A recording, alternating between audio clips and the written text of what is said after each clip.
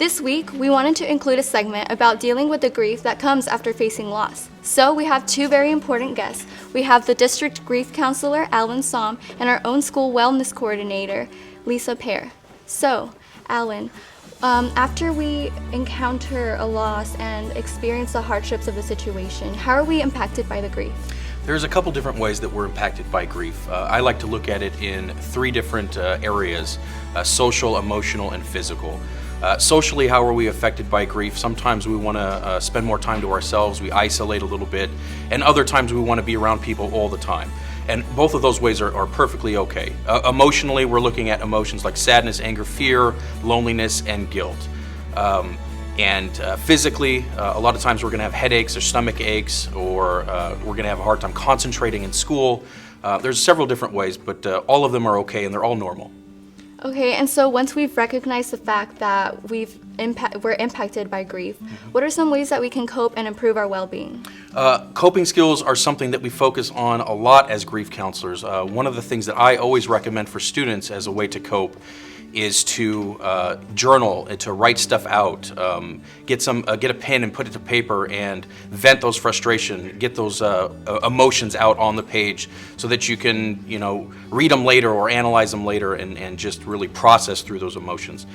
With other people, spending time with your friends is very important. Acknowledging them as support people in your life and going to them for all those needs that, why you go to your friends. They make you happy, they do good things for you.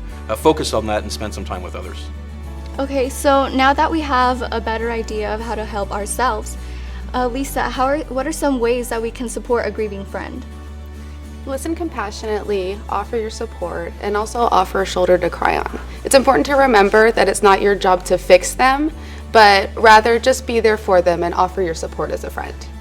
Okay, so it's very important to listen compassionately, but are there some things that we should avoid doing? Yes.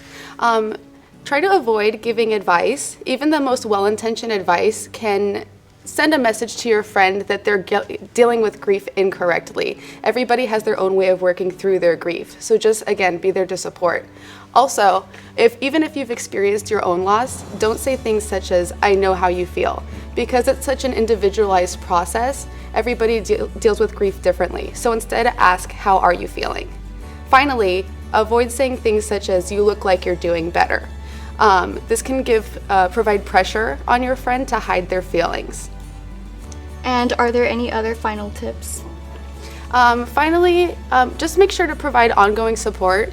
Even though your friend may seem like they're doing better after the passage of time, it's very possible that they still are not. So just check in and ask how they're doing. And since you are the school's wellness coordinator, would you like to send out a final message to the students? Sure. Some of you know me, others of you don't. So for those who do not, I just wanted to introduce myself. As a wellness coordinator, I work with students to provide social, emotional, and academic support. And I also help students develop healthy coping skills, such as dealing with feelings of sadness, stress management, time management, organization. Pretty much, my office is a safe place for students to talk to about whatever they need. Well, thank you both so much for coming and taking the time out of your day to help us deal with loss and develop some coping skills with the hardships. Thank you.